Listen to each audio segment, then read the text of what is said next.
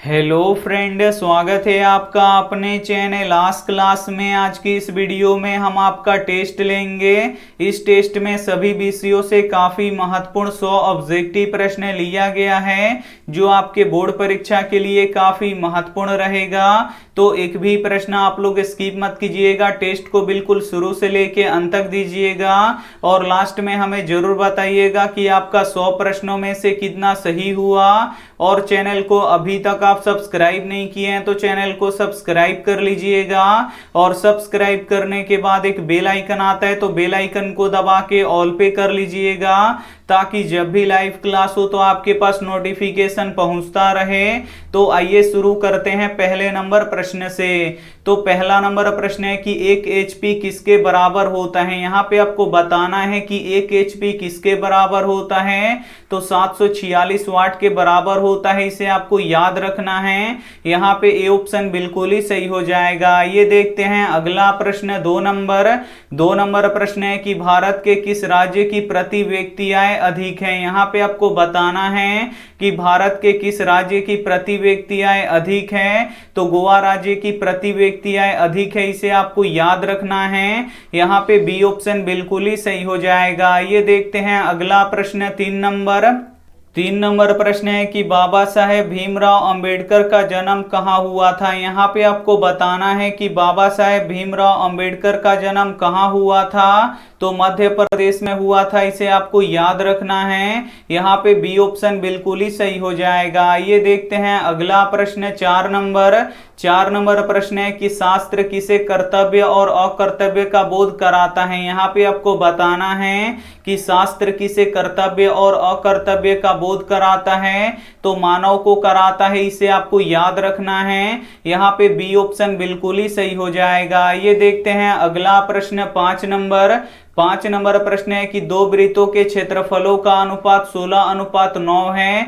तो त्रिज्याओं के अनुपात ज्ञात करें। यहाँ पे देखिए क्षेत्रफलों का अनुपात दिया है 16:9, तो बोल रहा है कि त्रिज्याओं का अनुपात ज्ञात करें। तो त्रिज्याओं का अनुपात कैसे निकलेगा, तो आपको क्या करना है कि दोनों में रूट लगा देना है। तो 16 का वर्गमूल कितना होता है, 4 होता है, और 9 का वर्गमूल कितना होता है, 3 होता है। तो त्रिज्याओं का अनुपात कितना निकल जाएगा, 4:3 निकल जाएगा। यहाँ पे बी वाला ऑप्शन बिल्कुल ही सही हो जाएगा। इस टेस्ट में 100 ऑब्जेक्टिव प्रश्न है, तो प्लीज आप लोग टेस्ट को बिल्कुल शुरू से लेके अंत तक दीजिएगा। और वीडियो को अभी तक आप लाइक नहीं किए हैं तो प्लीज आप लोग वीडियो को लाइक भी कर दीजिएगा। ये देखते हैं अगला प्रश्न 6 नंबर प्रश्न है कि नमक का रासायनिक नाम क्या होता है। यहाँ पे आपको बताना है कि नमक का रासायनिक नाम क्या होता है। तो सोडियम क्लोराइड होता है, इसे आपको याद रखना है। यहाँ पे बी ऑप्शन बिल्कुल ही सही हो जाएगा। ये देखते हैं अगला प्रश्न 7 नंबर प्रश्न है कि सूचना का अधिकार अधिनियम कानून कब लागू हुआ है। यहाँ पे आपको बताना है कि सूचना का अधिकार अधिनियम कानून कब लागू हुआ। तो 2005 में लागू हुआ, इसे आपको याद रखना है। यहाँ पे बी ऑप्शन बिल्कुल ही सही हो जाएगा। ये देखते हैं अगला प्रश्न 8 नंबर प्रश्न है कि मैक्स मुलर ने कालिदास की कौन सी पुस्तक का जर्मनी में अनुवाद किया। यहाँ पे आपको बताना है कि मैक्स मुलर ने कालिदास की कौन सी पुस्तक का जर्मनी में अनुवाद किया। तो मेघदूत का किया, इसे आपको याद रखना है। यहाँ पे बी ऑप्शन बिल्कुल ही सही हो जाएगा। ये देखते हैं अगला प्रश्न 9 नंबर प्रश्न है कि यूनान का राजदूत कौन था। यहाँ पे आपको बताना है कि यूनान का राजदूत कौन था। तो यूनान का राजदूत मेगास्थनीज था, इसे आपको याद रखना है। यहाँ पे ए ऑप्शन बिल्कुल ही सही हो जाएगा। ये देखते हैं अगला प्रश्न 10 नंबर प्रश्न है कि cos π/3 का मान ज्ञात करें। यहाँ पे आपको cos π/3 का मान ज्ञात करना है। तो पाई का मान कितना होता है, 180 डिग्री होता है। तो हम यहाँ पे पाई के जगह पे 180 डिग्री लिख देंगे और यहाँ पे बट्टा के नीचे 3 है तो यहाँ पे लिख देंगे 3, और 3 से 180 डिग्री कितना बार में कटेगा, 60 बार में कट जाएगा। यानी यहाँ पे देखिए ये हो गया cos 60 डिग्री, और cos 60 डिग्री का मान कितना होता है, 1/2 होता है। तो यहाँ पे ए वाला ऑप्शन बिल्कुल ही सही हो जाएगा। ये देखते हैं अगला प्रश्न 11 11 नंबर प्रश्न है कि श्वसन के दौरान कौन सी गैस निकलती है। यहाँ पे आपको बताना है कि श्वसन के दौरान कौन सी गैस निकलती है, तो कार्बन डाइऑक्साइड गैस निकलती है, इसे आपको याद रखना है। यहाँ पे ए ऑप्शन बिल्कुल ही सही हो जाएगा।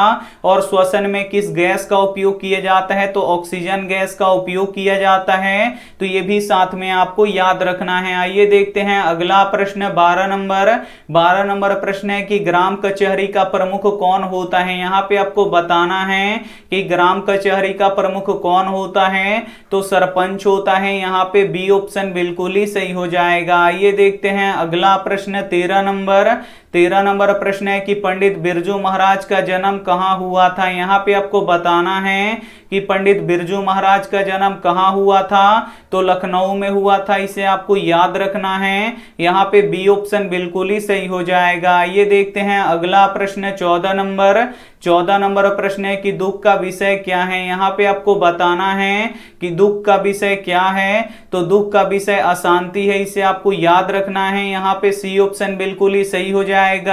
और वीडियो को अभी तक आप लाइक नहीं किए हैं तो प्लीज आप लोग वीडियो को लाइक भी कर दीजिएगा। ये देखते हैं अगला प्रश्न 15 नंबर प्रश्न है कि यदि बहुपद 4x square minus 4x plus 1 के शून्यक अल्फा बीटा हो तो अल्फा इंटू बीटा ज्ञात करें। यहाँ पे आपको अल्फा इंटू बीटा का मान ज्ञात करना है, तो अल्फा इंटू बीटा का फॉर्मूला क्या होता है, तो ये होता है c बट्टा a। तो बस यहाँ पे आपको c का मान रख देना है और यहाँ पे आपको a का मान रख देना है। तो जिसमें x नहीं रहता है वो c का मान कहलाता है, तो c का मान कितना है, 1 है। और a का मान क्या होता है, तो जो x स्क्वायर में गुणा करता है वो a का मान कहलाता है। तो x स्क्वायर में क्या गुणा कर रहा है, 4 गुणा कर रहा है, तो a का मान यहाँ पे 4 निकल गया। और c का मान कितना निकल गया, 1 निकल गया। बस इसमें आपको रख देना है, c का मान 1 है तो 1 और a का मान कितना है, 4 है, तो यहाँ पे लिख देंगे 4। तो अल्फा इंटू बीटा का मान कितना निकल गया, 1/4 निकल गया। यहाँ पे ए ऑप्शन बिल्कुल ही सही हो जाएगा। ये देखते हैं अगला प्रश्न 16 नंबर प्रश्न है कि तरंग दैर्ध्य को किस में मापते हैं। यहाँ पे आपको बताना है कि तरंग दैर्ध्य को किस में मापते हैं, तो तरंग दैर्ध्य को एंगस्ट्रॉम में मापते हैं, इसे आपको याद रखना है। यहाँ पे बी ऑप्शन बिल्कुल ही सही हो जाएगा। ये देखते हैं अगला प्रश्न 17 नंबर प्रश्न है कि बिहार में संपूर्ण क्रांति का नेतृत्व किसने किया। यहाँ पे आपको बताना है कि बिहार में संपूर्ण क्रांति का नेतृत्व किसने किया, तो जयप्रकाश नारायण जी ने किया, इसे आपको याद रखना है। यहाँ पे डी ऑप्शन बिल्कुल ही सही हो जाएगा। ये देखते हैं अगला प्रश्न 18 नंबर प्रश्न है कि लाल शत्रुंज क्या था। यहाँ पे आपको बताना है कि लाल शत्रुंज क्या था, तो लाल शत्रुंज एक ईसाई मठ था, इसे आपको याद रखना है। यहाँ पे सी ऑप्शन बिल्कुल ही सही हो जाएगा। ये देखते हैं अगला प्रश्न 19 नंबर प्रश्न है कि एक देश दूसरे देश के क्या देखकर जलता है। यहाँ पे आपको बताना है कि एक देश दूसरे देश के क्या देखकर जलता है, तो उत्कर्ष को देखकर जलता है, इसे आपको याद रखना है। यहाँ पे बी ऑप्शन बिल्कुल ही सही हो जाएगा। ये देखते हैं अगला प्रश्न 20 नंबर प्रश्न है कि समीकरण x प्लस 2y बराबर 9 में यदि x बराबर 5 हो तो y का मान ज्ञात करें। यहाँ पे एक समीकरण दिया है x प्लस 2y बराबर 9 और इसमें x बराबर 5 दिया है, तो बोल रहा है कि y का मान ज्ञात कीजिए। तो y का मान कैसे निकलेगा, तो x का मान इसमें रख देंगे। तो यहाँ पे देखिए x का मान 5 दिया है तो x के जगह पे हम 5 लिख देंगे, प्लस है तो प्लस 2y है तो 2y और बराबर के उधर 9 है तो 9। अब यहाँ पे आपको y का मान निकालना है, तो 5 इधर जोड़ रहा है तो बराबर के उधर जाके घटा देगा, तो इधर हो जाएगा हमारा 2y बराबर क्या हो जाएगा 9 माइनस 5 हो जाएगा। तो 2y बराबर कितना हो जाएगा, 9 में से 5 घटेगा तो कितना बचेगा, 4 बचेगा। अब आपको y का मान ज्ञात करना है, तो 2 इधर गुणा कर रहा है तो बराबर के उधर जाके क्या करेगा, भाग करेगा। भाग करने का अर्थ ये बट्टा के नीचे चला जाएगा। तो अब यहाँ पे देखिए हो गया 4/2 और 2 से 4 कितना बार में कटेगा, 2 बार में कटेगा। तो y का मान कितना निकल गया, 2 निकल गया। यहाँ पे बी वाला ऑप्शन बिल्कुल ही सही हो जाएगा। ये देखते हैं अगला प्रश्न 21 21 नंबर प्रश्न है कि जठर रस का पीएच मान कितना होता है। यहाँ पे आपको बताना है कि जठर रस का पीएच मान कितना होता है, तो 1.2 होता है, इसे आपको याद रखना है। यहाँ पे ए ऑप्शन बिल्कुल ही सही हो जाएगा। ये देखते हैं अगला प्रश्न 22 नंबर प्रश्न है कि बिहार में किसकी प्रधानता है। यहाँ पे आपको बताना है कि बिहार में किसकी प्रधानता है, तो बिहार में कृषि की प्रधानता है, इसे आपको याद रखना है। यहाँ पे ए ऑप्शन बिल्कुल ही सही हो जाएगा। ये देखते हैं अगला प्रश्न 23 नंबर प्रश्न है कि रसखान किनके भक्त थे। यहाँ पे आपको बताना है कि रसखान किनके भक्त थे, तो रसखान कृष्ण के भक्त थे, इसे आपको याद रखना है। यहाँ पे ए ऑप्शन बिल्कुल ही सही हो जाएगा। ये देखते हैं अगला प्रश्न 24 नंबर प्रश्न है कि स्वामी दयानंद ने किस नगर में आर्य समाज की स्थापना की है। तो यहाँ पे आपको बताना है कि स्वामी दयानंद ने किस नगर में आर्य समाज की स्थापना की है, तो मुंबई में की है, इसे आपको याद रखना है। यहाँ पे बी ऑप्शन बिल्कुल ही सही हो जाएगा। ये देखते हैं अगला प्रश्न 25 नंबर प्रश्न है कि निम्न में से किसका मान 0 होता है। इसमें से आपको बताना है कि किसका मान 0 होता है, तो cos 90 डिग्री का मान कितना होता है, 0 होता है। तो यहाँ पे बी वाला ऑप्शन बिल्कुल ही सही हो जाएगा। ये देखते हैं अगला प्रश्न 26 नंबर प्रश्न है कि कोशिका भित्ति किस में पाया जाता है। यहाँ पे आपको बताना है कि कोशिका भित्ति किस में पाया जाता है, तो पादप कोशिका में पाया जाता है, इसे आपको याद रखना है। यहाँ पे बी ऑप्शन बिल्कुल ही सही हो जाएगा। ये देखते हैं अगला प्रश्न 27 नंबर प्रश्न है कि सबसे अधिक पक्की सड़कों की लंबाई वाला राज्य है। यहाँ पे आपको बताना है कि सबसे अधिक पक्की सड़कों की लंबाई वाला राज्य है, तो महाराष्ट्र है, इसे आपको याद रखना है। यहाँ पे बी ऑप्शन बिल्कुल ही सही हो जाएगा। ये देखते हैं अगला प्रश्न 28 नंबर प्रश्न है कि मीनाक्षी मंदिर कहाँ स्थित है। यहाँ पे आपको बताना है कि मीनाक्षी मंदिर कहाँ स्थित है, तो मीनाक्षी मंदिर तमिलनाडु में स्थित है, इसे आपको याद रखना है। यहाँ पे ए ऑप्शन बिल्कुल ही सही हो जाएगा। ये देखते हैं अगला प्रश्न 29 नंबर प्रश्न है कि सरस्वती का कुलगिरी कौन सा महानगर है। यहाँ पे आपको बताना है कि सरस्वती का कुलगिरी कौन सा महानगर है, तो पाटलिपुत्र है, इसे आपको याद रखना है। यहाँ पे बी ऑप्शन बिल्कुल ही सही हो जाएगा। ये देखते हैं अगला प्रश्न 30 नंबर प्रश्न है कि 24, 15, 22, 13, 14 तथा 26 का परिसर ज्ञात कीजिए। यहाँ पे जो ये आंकड़ा दिया है इसका परिसर निकालना है, तो परिसर कैसे निकलता है, तो सबसे बड़ी संख्या में से सबसे छोटी संख्या को घटाना पड़ता है। तो इसमें सबसे बड़ी सी संख्या कौन है, 26 है, तो यहाँ पे लिख देंगे 26। और इसमें से सबसे छोटी संख्या को घटाना है, तो सबसे छोटी सी संख्या कौन है, 13 है, तो यहाँ पे लिख देंगे 13। और 26 में से 13 घटेगा तो कितना बचेगा, 13 बचेगा। यहाँ पे बी वाला ऑप्शन बिल्कुल ही सही हो जाएगा। ये देखते हैं अगला प्रश्न 31 नंबर प्रश्न है कि तंत्रिका कोशिका क्या कहलाती है। यहाँ पे आपको बताना है कि तंत्रिका कोशिका क्या कहलाती है, तो न्यूरॉन कहलाती है, इसे आपको याद रखना है। यहाँ पे बी ऑप्शन बिल्कुल ही सही हो जाएगा। ये देखते हैं अगला प्रश्न 32 नंबर प्रश्न है कि सिंधु जल समझौता कब हुआ था। यहाँ पे आपको बताना है कि सिंधु जल समझौता कब हुआ था, तो सिंधु जल समझौता 1960 में हुआ था, इसे आपको याद रखना है। यहाँ पे सी ऑप्शन बिल्कुल ही सही हो जाएगा। ये देखते हैं अगला प्रश्न 33 नंबर प्रश्न है कि सास बहू में झगड़ा क्यों हुआ था। यहाँ पे आपको बताना है कि सास बहू में झगड़ा क्यों हुआ था, तो बच्चे को पीटने के लिए हुआ था, इसे आपको याद रखना है। यहाँ पे ए ऑप्शन बिल्कुल ही सही हो जाएगा। ये देखते हैं अगला प्रश्न 34 नंबर प्रश्न है कि मनुष्य गृहस्थ जीवन में कब प्रवेश करता है। यहाँ पे आपको बताना है कि मनुष्य गृहस्थ जीवन में कब प्रवेश करता है, तो विवाह संस्कार के साथ ही मनुष्य गृहस्थ जीवन में प्रवेश कर जाता है। यहाँ पे सी ऑप्शन बिल्कुल ही सही हो जाएगा। ये देखते हैं अगला प्रश्न 35 35 नंबर प्रश्न है कि 3 प्लस रूट 3 माइनस रूट 3 निम्न में से कौन सी संख्या है। यहाँ पे आपको बताना है कि 3 प्लस रूट 3 माइनस रूट 3 कौन सी संख्या है। तो यहाँ पे प्लस रूट 3 और माइनस रूट 3 क्या हो जाएगा, कट जाएगा। तो यहाँ पे क्या बचेगा, 3 बचेगा। और 3 कौन सी संख्या है, तो 3 परिमेय संख्या है, इसीलिए 3 प्लस रूट 3 माइनस रूट 3 कौन सी संख्या होगा, तो ये परिमेय संख्या होगा। यहाँ पे ए ऑप्शन बिल्कुल ही सही हो जाएगा। ये देखते हैं अगला प्रश्न 36 नंबर। 36 नंबर प्रश्न है कि अम्ल वे पदार्थ है जो जल में घुलकर देते हैं। यहाँ पे आपको बताना है कि अम्ल वे पदार्थ है जो जल में घुलकर देते हैं, तो H+ आयन देते हैं, इसे आपको याद रखना है। यहाँ पे ए ऑप्शन बिल्कुल ही सही हो जाएगा। ये देखते हैं अगला प्रश्न 37 नंबर। 37 नंबर प्रश्न है कि आयु के आधार पर जलोढ़ मिट्टी को कितने वर्गों में बांटा गया है। यहाँ पे आपको बताना है कि आयु के आधार पर जलोढ़ मिट्टी को कितने वर्गों में बांटा गया है, तो 2 वर्गों में बांटा गया है, इसे आपको याद रखना है। यहाँ पे ए ऑप्शन बिल्कुल ही सही हो जाएगा। पहला होता है खादर मिट्टी और दूसरा होता है बांगर मिट्टी, तो ये भी साथ में आपको याद रखना है। आइए देखते हैं अगला प्रश्न 38 नंबर। 38 नंबर प्रश्न है कि कवि को बूढ़ा चौकीदार वृक्ष हमेशा कहाँ मिलता था। यहाँ पे आपको बताना है कि कवि को बूढ़ा चौकीदार वृक्ष हमेशा कहाँ मिलता था, तो घर के दरवाजे पर मिलता था, इसे आपको याद रखना है। यहाँ पे सी ऑप्शन बिल्कुल ही सही हो जाएगा। ये देखते हैं अगला प्रश्न 39 नंबर।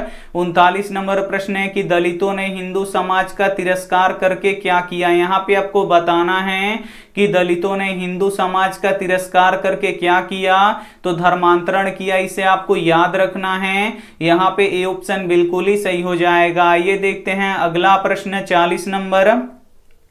40 नंबर प्रश्न है कि 2 क्रमिक सम संख्याओं का मौसक क्या होगा। यहाँ पे आपको बताना है कि 2 क्रमिक सम संख्या यानी 2 लगातार सम संख्या का मौसक कितना होगा, ये आपको बताना है।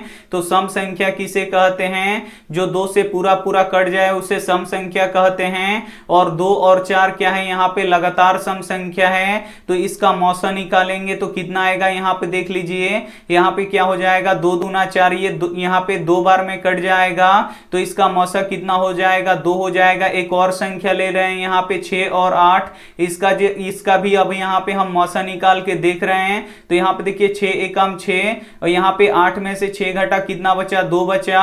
और यहाँ पे 6 उतारेंगे, 2 तिया कितना हो जाएगा, 6 हो जाएगा। तो यहाँ से भी मौसक कितना आ रहा है, 2 आ रहा है। तो 2 क्रमिक सम संख्याओं का मौसक कितना होता है, 2 होता है। यहाँ पे डी वाला ऑप्शन बिल्कुल ही सही हो जाएगा। ये देखते हैं अगला प्रश्न 41 नंबर। 41 नंबर प्रश्न है कि गोलीय दर्पण की वक्रता त्रिज्या 40 सेंटीमीटर है, तो इसकी फोकस दूरी ज्ञात करें। यहाँ पे गोलीय दर्पण की वक्रता त्रिज्या 40 सेंटीमीटर दिया है, तो आपको फोकस दूरी ज्ञात करना है। तो जो फोकस दूरी होता है ये वक्रता त्रिज्या का आधा होता है। तो वक्रता त्रिज्या कितना दिया है, 40 सेंटीमीटर दिया है, तो इसका आधा क्या हो जाएगा, फोकस दूरी हो जाएगा। तो 40 का आधा कितना होता है, 20 सेंटीमीटर होता है। तो 20 सेंटीमीटर क्या हो जाएगा, हमारा फोकस दूरी हो जाएगा। यहाँ पे सी वाला ऑप्शन बिल्कुल ही सही हो जाएगा। ये देखते हैं अगला प्रश्न 42 नंबर। 42 नंबर प्रश्न है कि भारत में किस प्रकार की कॉफी उगाई जाती है। यहाँ पे आपको बताना है कि भारत में किस प्रकार की कॉफी उगाई जाती है, तो अरेबिका कॉफी उगाई जाती है, इसे आपको याद रखना है। यहाँ पे सी ऑप्शन बिल्कुल ही सही हो जाएगा। ये देखते हैं अगला प्रश्न 43 नंबर। 43 नंबर प्रश्न है कि भारतीय किस तरह से अंग्रेजों के दास हो गए थे। यहाँ पे आपको बताना है कि भारतीय किस तरह से अंग्रेजों के दास हो गए थे, तो तन से और मन से दोनों से दास हो गए थे। तो यहाँ पे ए और बी दोनों क्या हो जाएगा, यहाँ पे बिल्कुल ही सही आंसर हो जाएगा। तो यहाँ पे डी वाला ऑप्शन बिल्कुल ही सही हो जाएगा। ये देखते हैं अगला प्रश्न 44 नंबर। 44 नंबर प्रश्न है कि निम्न में से कौन विषम संख्या को निरूपित करता है। यहाँ पे आपको बताना है कि इसमें से कौन विषम संख्या को निरूपित करता है। तो आपको क्या करना है कि m के जगह पे आपको 1 रखना है, और जिस पे विषम संख्या आएगा वो विषम संख्या को निरूपित करेगा। तो यहाँ पे 2 है तो 2 और m के जगह पे 1 रख देंगे। तो 2 में 1 से गुणा करेंगे तो 2 आएगा। तो 2 कैसा है, सम संख्या है, तो यहाँ पे 2m सम संख्या को निरूपित करेगा। यहाँ पे 4 है तो 4 और m की जगह पे 1 रख देंगे तो 4 एकम कितना हो जाएगा, 4 हो जाएगा। तो 4 कौन सी संख्या है, सम संख्या है, तो यहाँ पे 4m सम संख्या को निरूपित करेगा। अब यहाँ पे 6 है तो 6m की जगह पे 1 रखेंगे तो 6 में 1 से गुणा करेंगे तो क्या आएगा, 6 आएगा। और 6 कौन सी संख्या है, सम संख्या है, तो यहाँ पे 6m क्या हो जाएगा, यहाँ पे सम संख्या को निरूपित करेगा। यहाँ पे 3 है तो 3m की जगह पे 1 रख देंगे तो 3 एकम कितना हो जाएगा, 3 हो जाएगा। और 3 कौन सी संख्या है, विषम संख्या है, तो यहाँ पे 3m क्या हो जाएगा, विषम संख्या को निरूपित करेगा। यहाँ पे डी वाला ऑप्शन बिल्कुल ही सही हो जाएगा। आइए देखते हैं अगला प्रश्न 45 नंबर। 45 नंबर प्रश्न है कि कार की बैटरी में कौन सा अम्ल का प्रयोग किया जाता है। यहाँ पे आपको बताना है कि कार की बैटरी में कौन सा अम्ल का प्रयोग किया जाता है, तो सल्फ्यूरिक अम्ल का प्रयोग किया जाता है, इसे आपको याद रखना है। यहाँ पे बी ऑप्शन बिल्कुल ही सही हो जाएगा। ये देखते हैं अगला प्रश्न 46 नंबर। 46 नंबर प्रश्न है कि जूट का उत्पादन किस राज्य में अधिक होता है। यहाँ पे आपको बताना है कि जूट का उत्पादन किस राज्य में अधिक होता है, तो पश्चिम बंगाल में अधिक होता है, इसे आपको याद रखना है। यहाँ पे बी ऑप्शन बिल्कुल ही सही हो जाएगा। ये देखते हैं अगला प्रश्न 47 नंबर।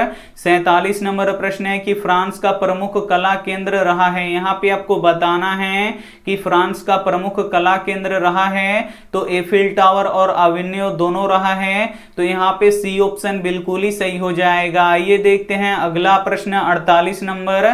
48 नंबर प्रश्न है कि चरित्र का निर्माण किससे होता है। यहाँ पे आपको बताना है कि चरित्र का निर्माण किससे होता है, तो संस्कारों से होता है, इसे आपको याद रखना है। यहाँ पे ए ऑप्शन बिल्कुल ही सही हो जाएगा। ये देखते हैं अगला प्रश्न 49 नंबर।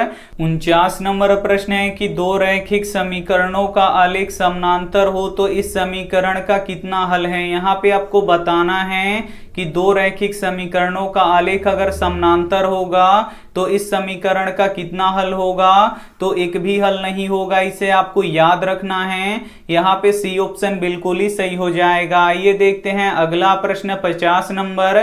50 नंबर प्रश्न है कि अस्थाई चुंबक किसका बना होता है। यहाँ पे आपको बताना है कि अस्थाई चुंबक किसका बना होता है, तो अस्थाई चुंबक इस्पात का बना होता है, इसे आपको याद रखना है। यहाँ पे डी ऑप्शन बिल्कुल ही सही हो जाएगा। ये देखते हैं अगला प्रश्न 51 नंबर। 51 नंबर प्रश्न है कि भारत का पहला समाचार पत्र कौन सा है। यहाँ पे आपको बताना है कि भारत का पहला समाचार पत्र कौन सा है, तो बंगाल गजट है, इसे आपको याद रखना है। यहाँ पे सी ऑप्शन बिल्कुल ही सही हो जाएगा। ये देखते हैं अगला प्रश्न 52 नंबर। 52 नंबर प्रश्न है कि कहानीकारक के लड़के का नाम क्या था। यहाँ पे आपको बताना है कि कहानीकारक के लड़के का नाम क्या था, तो किशोर था, इसे आपको याद रखना है। यहाँ पे बी ऑप्शन बिल्कुल ही सही हो जाएगा। ये देखते हैं अगला प्रश्न 53 नंबर। 53 नंबर प्रश्न है कि दानवीर कौन था। यहाँ पे आपको बताना है कि दानवीर कौन था, तो दानवीर कर्ण थे, इसे आपको याद रखना है। यहाँ पे बी ऑप्शन बिल्कुल ही सही हो जाएगा। ये देखते हैं अगला प्रश्न 54 नंबर। 54 नंबर प्रश्न है कि 3x square plus 2x minus 1 का विवेचक ज्ञात करें। यहाँ पे जो ये द्विघात समीकरण दिया है इसका आपको विवेचक ज्ञात करना है। तो विवेचक कैसे निकलता है, तो इसके लिए एक फॉर्मूला होता है बी स्क्वायर माइनस 4ac। बस यहाँ पे आपको b का मान रख देना है और यहाँ पे आपको a का मान रख देना है और यहाँ पे आपको c का मान रख देना है। तो जो x स्क्वायर में गुणा करता है वो a का मान होता है, तो x स्क्वायर में क्या गुणा कर रहा है, 3 गुणा कर रहा है, तो a का मान यहाँ पे 3 हो गया। और जो केवल x में गुणा करता है वो b होता है, तो x में क्या गुणा कर रहा है, 2 गुणा कर रहा है, तो b का मान यहाँ पे 2 हो गया। और जिसमें x का मान नहीं रहता है वो c का मान होता है, तो c का मान कितना है, -1 है, तो यहाँ पे लिख देंगे -1। अब इसमें आपको क्या करना है, मान को रख देना है। तो यहाँ पे आपको b का मान रखना है, तो b का मान कितना है, 2 है, तो यहाँ पे लिख देंगे 2 और इसका स्क्वायर है तो स्क्वायर दे देंगे, माइनस है तो माइनस 4 है तो 4, और ए का मान कितना है 3 है तो यहाँ पे लिख देंगे 3, और सी का मान कितना है -1 है तो यहाँ पे लिख देंगे -1। अब यहाँ पे देखिए 2 का स्क्वायर कितना हो जाएगा 4 हो जाएगा, और माइनस माइनस क्या हो जाएगा प्लस हो जाएगा, और 4 तिया 12, और 12 एकम कितना हो जाएगा यहाँ पे 12 हो जाएगा, और 4 और 12 जोड़ेंगे तो कितना हो जाएगा 16 हो जाएगा। तो हमारा विवेचक कितना निकल गया 16 निकल गया। यहाँ पे बी वाला ऑप्शन बिल्कुल ही सही हो जाएगा। ये देखते हैं अगला प्रश्न 55 नंबर प्रश्न है कि ए मीटर को विद्युत परिपथ में किस क्रम में जोड़ा जाता है। यहाँ पे आपको बताना है कि ए मीटर को विद्युत परिपथ में किस क्रम में जोड़ा जाता है, तो श्रेणी क्रम में जोड़ा जाता है, इसे आपको याद रखना है। यहाँ पे ए ऑप्शन बिल्कुल ही सही हो जाएगा। ये देखते हैं अगला प्रश्न 56 नंबर प्रश्न है कि भारत में सबसे ऊंचा सड़क कहाँ स्थित है। यहाँ पे आपको बताना है कि भारत में सबसे ऊंचा सड़क कहाँ स्थित है, तो लेह में स्थित है, इसे आपको याद रखना है। यहाँ पे बी ऑप्शन बिल्कुल ही सही हो जाएगा। ये देखते हैं अगला प्रश्न 57 नंबर प्रश्न है कि भाईचारे का दूसरा नाम कौन सा है। यहाँ पे आपको बताना है कि भाईचारे का दूसरा नाम कौन सा है, तो लोकतंत्र है, इसे आपको याद रखना है। यहाँ पे ए ऑप्शन बिल्कुल ही सही हो जाएगा। ये देखते हैं अगला प्रश्न 58 नंबर प्रश्न है कि सिखों के 10वें गुरु कौन है। यहाँ पे आपको बताना है कि सिखों के 10वें गुरु कौन हैं, तो गुरु गोविंद सिंह है, इन्हें आपको याद रखना है। यहाँ पे सी ऑप्शन बिल्कुल ही सही हो जाएगा। ये देखते हैं अगला प्रश्न 59 नंबर प्रश्न है कि 2 7 12 डॉट डॉट का 10वां पद निकालें। यहाँ पे आपको 10वां पद निकालना है, तो 10वां पद का फॉर्मूला क्या होता है a + 9d होता है। यहाँ पे आपको a का मान रख देना है और यहाँ पे आपको d का मान रख देना है। तो a क्या होता है ap का प्रथम पद होता है, यानी पहला पद होता है। तो ap का पहला पद कितना है 2 है, तो यहाँ पे a का मान 2 निकल गया। और d क्या होता है सार्वंतर होता है, और सार्वंतर कैसे निकलता है, तो दूसरे पद में से पहले पद को घटाना पड़ता है। तो दूसरा पद 7 है, इसमें से पहला पद घटा देंगे 2। अब यहाँ पे देखिए 7 में से 2 घटाएंगे तो कितना बचेगा 5 बचेगा। बस इसमें आपको a और d का मान रख देना है। तो a का मान 2 है तो 2 प्लस है तो प्लस, 9 है तो 9, और d का मान कितना है 5 है, तो यहाँ पे लिख देंगे 5। सबसे पहले यहाँ पे गुणा होगा, 2 + 9 = कितना हो जाएगा, यहाँ पे 45 हो जाएगा। अब इसे जोड़ लीजिए, 2 और 45 जोड़ेंगे तो कितना हो जाएगा 47 हो जाएगा। यानी हमारा 10वां पद कितना निकल गया 47 निकल गया। यहाँ पे सी वाला ऑप्शन बिल्कुल ही सही हो जाएगा। ये देखते हैं अगला प्रश्न 60 नंबर प्रश्न है कि अंगूर में कौन सा अम्ल पाया जाता है। यहाँ पे आपको बताना है कि अंगूर में कौन सा अम्ल पाया जाता है। तो अंगूर में यहाँ पे टार्ट्रिक अम्ल पाया जाता है, इसे आपको याद रखना है। यहाँ पे ए ऑप्शन बिल्कुल ही सही हो जाएगा। ये देखते हैं अगला प्रश्न है 61 नंबर प्रश्न है कि बिहार में जूट उत्पादन में क्या हो रहा है। ये आपको बताना है कि बिहार में जूट उत्पादन में क्या हो रहा है, तो गिरावट हो रहा है, इसे आपको याद रखना है। यहाँ पे बी ऑप्शन बिल्कुल ही सही हो जाएगा। ये देखते हैं अगला प्रश्न 62 नंबर प्रश्न है कि मदन और कासू के बीच झगड़े का क्या कारण था। यहाँ पे आपको बताना है कि मदन और कासू के बीच झगड़े का क्या कारण था, तो लट्टू खेलने की ललक थी, इसे आपको याद रखना है। यहाँ पे सी ऑप्शन बिल्कुल ही सही हो जाएगा। ये देखते हैं अगला प्रश्न 63 नंबर प्रश्न है कि अंथेटिस संस्कार कब होता है। यहाँ पे आपको बताना है कि अंथेटिस संस्कार कब होता है,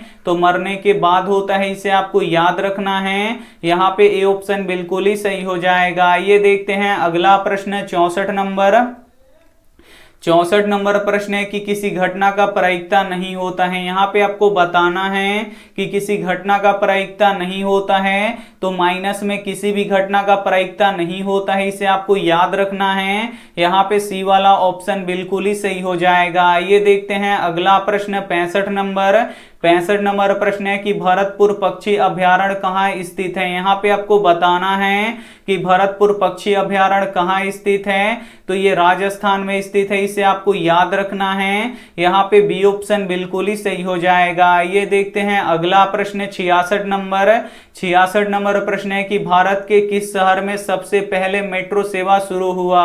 यहाँ पे आपको बताना है कि भारत के किस शहर में सबसे पहले मेट्रो सेवा शुरू हुआ, तो कोलकाता में हुआ, इसे आपको याद रखना है। यहाँ पे सी ऑप्शन बिल्कुल ही सही हो जाएगा। ये देखते हैं अगला प्रश्न 67 नंबर प्रश्न है कि वकालत की पढ़ाई के लिए गांधी जी कहाँ गए थे। यहाँ पे आपको बताना है कि वकालत की पढ़ाई के लिए गांधी जी कहाँ गए थे, तो गांधी जी दक्षिण अफ्रीका गए थे, इसे आपको याद रखना है। यहाँ पे डी वाला ऑप्शन बिल्कुल ही सही हो जाएगा। ये देखते हैं अगला प्रश्न 68 नंबर प्रश्न है कि मंदाकिनी वर्णम किस ग्रंथ से संकलित है। यहाँ पे आपको बताना है कि मंदाकिनी वर्णम पाठ किस ग्रंथ से संकलित है, तो ये रामायण से संकलित है, इसे आपको याद रखना है। यहाँ पे ए ऑप्शन बिल्कुल ही सही हो जाएगा। ये देखते हैं अगला प्रश्न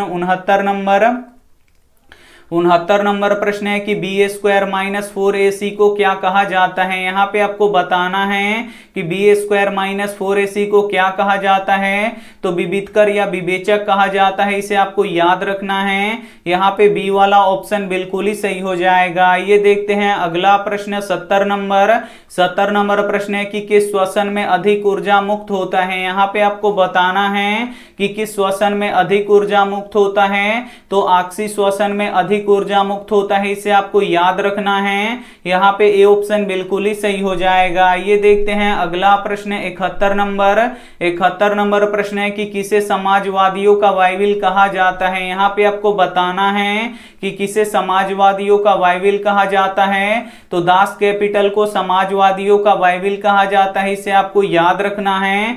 यहाँ पे सी ऑप्शन बिल्कुल ही सही हो जाएगा। ये देखते हैं अगला प्रश्न 72 नंबर प्रश्न है कि बुद्ध एंड हिज धम्मा के लेखक कौन है। यहाँ पे आपको बताना है कि बुद्ध एंड हिज धम्मा के लेखक कौन है, तो भीमराव अंबेडकर है, इन्हें आपको याद रखना है। यहाँ पे ए ऑप्शन बिल्कुल ही सही हो जाएगा। ये देखते हैं अगला प्रश्न 73 नंबर प्रश्न है कि बूढ़े बाघ के हाथ में क्या था। यहाँ पे आपको बताना है कि बूढ़े बाघ के हाथ में क्या था, तो सोने का कंगन था, इसे आपको याद रखना है। यहाँ पे ए ऑप्शन बिल्कुल ही सही हो जाएगा। ये देखते हैं अगला प्रश्न 74 नंबर प्रश्न है कि एक घात वाले बहुपद को क्या कहते हैं। यहाँ पे आपको बताना है कि एक घात वाले बहुपद को क्या कहते हैं, तो रैखिक बहुपद कहते हैं, इसे आपको याद रखना है। यहाँ पे बी वाला ऑप्शन बिल्कुल ही सही हो जाएगा। ये देखते हैं अगला प्रश्न 75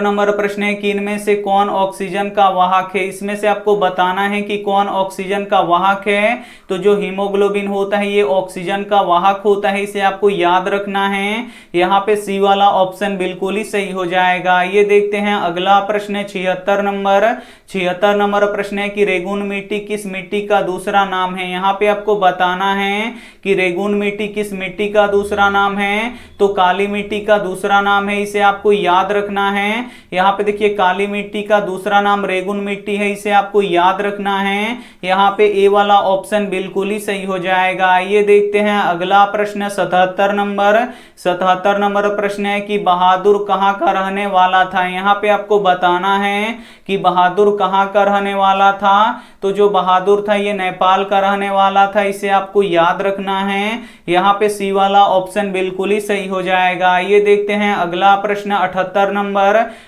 नंबर प्रश्न है कि भीखनटोला गांव कहाँ है। यहाँ पे आपको बताना है कि भीखनटोला गांव कहाँ है, तो भीखनटोला गांव बिहार में है, इसे आपको याद रखना है। यहाँ पे सी वाला ऑप्शन बिल्कुल ही सही हो जाएगा। ये देखते हैं अगला प्रश्न 79 नंबर प्रश्न है कि रैखिक बहुपद का घात कितना होता है। यहाँ पे आपको बताना है कि रैखिक बहुपद का घात कितना होता है, तो 1 होता है, इसे आपको याद रखना है। यहाँ पे बी वाला ऑप्शन बिल्कुल ही सही हो जाएगा। ये देखते हैं अगला प्रश्न 80 नंबर प्रश्न है कि धातुओं में धारावाहक होते हैं। यहाँ पे आपको बताना है कि धातुओं में धारावाहक होते हैं, तो जो मुक्त इलेक्ट्रॉन होते हैं यही होते हैं धातुओं में धारावाहक, तो यहाँ पे बी वाला ऑप्शन बिल्कुल ही सही हो जाएगा। ये देखते हैं अगला प्रश्न 81 81 नंबर प्रश्न है कि गोंडवाना समूह में किसका निर्माण हुआ था। यहाँ पे आपको बताना है कि गोंडवाना समूह में किसका निर्माण हुआ था,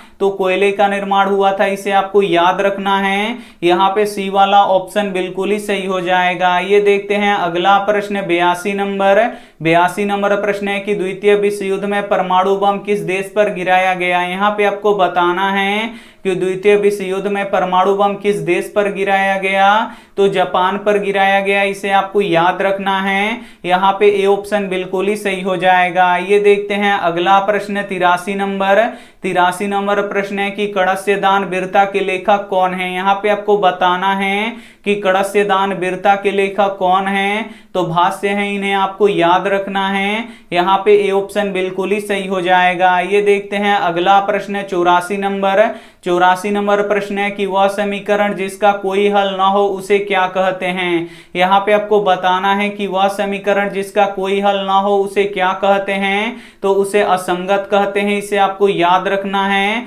यहाँ पे बी वाला ऑप्शन बिल्कुल ही सही हो जाएगा। ये देखते हैं अगला प्रश्न 85 नंबर प्रश्न है कि ब्रोमीन अधातु किस अवस्था में पाई जाती है। यहाँ पे आपको बताना है कि ब्रोमीन अधातु किस अवस्था में पाई जाती है, तो द्रव अवस्था में पाई जाती है, इसे आपको याद रखना है। यहाँ पे बी वाला ऑप्शन बिल्कुल ही सही हो जाएगा। ये देखते हैं अगला प्रश्न 86 नंबर प्रश्न है कि भारत में वोट देने का न्यूनतम उम्र क्या है। यहाँ पे आपको बताना है कि भारत में वोट देने का न्यूनतम उम्र क्या है, तो 18 वर्ष है, इसे आपको याद रखना है। यहाँ पे ए ऑप्शन बिल्कुल ही सही हो जाएगा। ये देखते हैं अगला प्रश्न 87 नंबर प्रश्न है कि विजय भट्टारिका किसकी पत्नी थी। यहाँ पे आपको बताना है कि विजय भट्टारिका किसकी पत्नी थी, तो चंद्रादित्य की पत्नी थी, इसे आपको याद रखना है। यहाँ पे ए ऑप्शन बिल्कुल ही सही हो जाएगा। ये देखते हैं अगला प्रश्न 88 नंबर प्रश्न है कि अवेन्यू किस नदी के किनारे स्थित है। यहाँ पे आपको बताना है कि अवेन्यू किस नदी के किनारे स्थित है, तो रोन नदी के किनारे स्थित है, इसे आपको याद रखना है। यहाँ पे बी वाला ऑप्शन बिल्कुल ही सही हो जाएगा। ये देखते हैं अगला प्रश्न 89 नंबर प्रश्न है कि प्राथमिक रंग कौन सा है। यहाँ पे आपको बताना है कि प्राथमिक रंग कौन सा है, तो लाल, नीला और हरा, ये तीनों क्या होता है, प्राथमिक रंग होता है, इसे आपको याद रखना है। तो यहाँ पे तीनों है, तो यहाँ पे डी ऑप्शन बिल्कुल ही सही हो जाएगा। ये देखते हैं अगला प्रश्न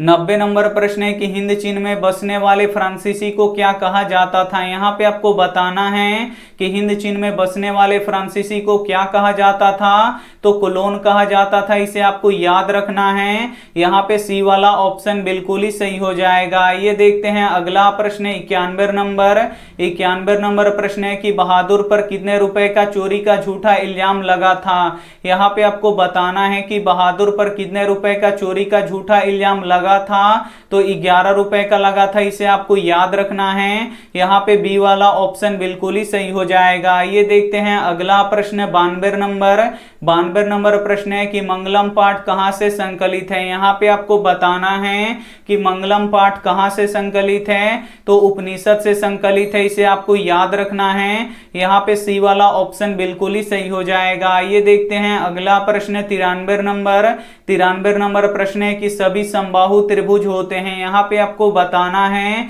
कि सभी समबाहु त्रिभुज होते हैं, तो समरूप होते हैं, इसे आपको याद रखना है। यहाँ पे ए ऑप्शन बिल्कुल ही सही हो जाएगा। ये देखते हैं अगला प्रश्न 94 नंबर प्रश्न है कि महान से भी महान कौन है। यहाँ पे आपको बताना है कि महान से भी महान कौन है, तो महान से भी महान आत्मा है, इसे आपको याद रखना है। यहाँ पे ए ऑप्शन बिल्कुल ही सही हो जाएगा। ये देखते हैं अगला प्रश्न 95 नंबर प्रश्न है कि वृक्क का आकार कैसा होता है। यहाँ पे आपको बताना है कि वृक्क का आकार कैसे होता है, तो सेम के बीच के समान होता है, इसे आपको याद रखना है। यहाँ पे ए ऑप्शन बिल्कुल ही सही हो जाएगा। ये देखते हैं अगला प्रश्न 96 नंबर प्रश्न है कि भारत का वित्तीय राजधानी किस शहर को कहा गया है। यहाँ पे आपको बताना है कि भारत का वित्तीय राजधानी किस शहर को कहा गया है, तो मुंबई, यहाँ पे मुंबई को कहा गया है, इसे आपको याद रखना है। यहाँ पे ए ऑप्शन बिल्कुल ही सही हो जाएगा। ये देखते हैं अगला प्रश्न 97 नंबर प्रश्न है कि रंगपा कैसा था। यहाँ पे आपको बताना है कि रंगपा कैसा था, तो रंगपा जुआरी था, इसे आपको याद रखना है। यहाँ पे ए ऑप्शन बिल्कुल ही सही हो जाएगा। ये देखते हैं अगला प्रश्न 98 नंबर प्रश्न है कि हिरमणेय पात्र से किसका मुंह ढका हुआ है। यहाँ पे आपको बताना है कि हिरमणेय पात्र से किसका मुंह ढका हुआ है, तो सत्य का मुंह ढका हुआ है, इसे आपको याद रखना है। यहाँ पे 1 नंबर ऑप्शन बिल्कुल ही सही हो जाएगा। ये देखते हैं अगला प्रश्न 99 नंबर प्रश्न है कि मूल बिंदु का निर्देशांक क्या होता है। यहाँ पे आपको बताना है कि मूल बिंदु का निर्देशांक क्या होता है, तो 0 0 होता है, इसे आपको याद रखना है। यहाँ पे बी वाला ऑप्शन बिल्कुल ही सही हो जाएगा। ये देखते हैं अगला प्रश्न 100 नंबर प्रश्न है कि मानव का उद्भव कहाँ हुआ। यहाँ पे आपको बताना है कि मानव का उद्भव कहाँ हुआ, तो अफ्रीका में हुआ, इसे आपको याद रखना है। यहाँ पे सी ऑप्शन बिल्कुल ही सही हो जाएगा। यहाँ पे आप लोग 100 प्रश्नों का टेस्ट दे चुके हैं, तो अब हमें कमेंट करके बता दीजिए। यहाँ पे ईमानदारी से बताइएगा आप लोग कि 100 प्रश्नों में से कितना सही हुआ। और ये रहा आपके लिए होमवर्क प्रश्न, इसका जवाब आपको कमेंट बॉक्स में देना है कि बांग्लादेश का उदय किस वर्ष हुआ था। ए ऑप्शन है 1971 में, बी ऑप्शन है 1973 में, सी ऑप्शन है 1920 में, डी ऑप्शन है 1930 में। तो जो भी ऑप्शन आपको सही लगे वो आप कमेंट करके जरूर बताइएगा। और हम यहाँ पे सभी का कमेंट देख रहे हैं, तो आप लोग बता दीजिए कि 100 प्रश्नों में से कितना सही हुआ है। और वीडियो को अभी तक आप लाइक नहीं किए तो प्लीज आप लोग वीडियो को लाइक कीजिएगा, अपने दोस्तों के पास इस वीडियो को जरूर शेयर कीजिएगा। और चैनल को अभी तक आप सब्सक्राइब नहीं किए हैं तो चैनल को सब्सक्राइब कर लीजिएगा।